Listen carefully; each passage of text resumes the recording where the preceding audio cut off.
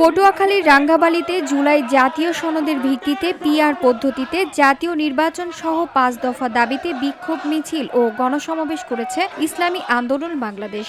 শনিবার সকাল ১০টায় ইসলামী আন্দোলন বাংলাদেশ রাঙ্গাবালী উপজেলা শাখার উদ্যোগে এ কর্মসূচি পালিত হয়।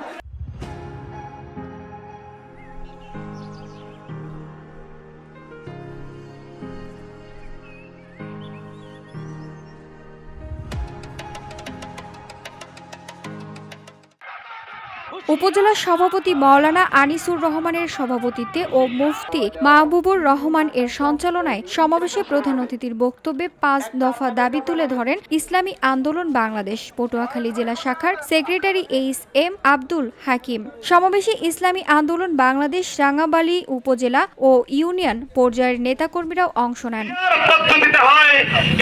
ইসলামী আন্দোলনের ৫ দফা দাবি: জুলাই জাতীয় সনদের ভিত্তিতে আগামী ফেব্রুয়ারিতেই নির্বাচনের আয়োজন, জাতীয় নির্বাচনের উভয় কক্ষে পিআর পদ্ধতি চালু, অবাধ, সুষ্ঠু ও গ্রহণযোগ্য নির্বাচনের জন্য লেভেল প্লেয়িং ফিল্ড নিশ্চিত, ফ্যাসিস্ট সরকারের সকল জুলুম, নির্যাতন, গণহত্যা ও দুর্নীতির বিচার, স্বৈরাচারের দোসর জাতীয় পার্টি ও ১৪ দলের কার্যক্রম নিষিদ্ধ।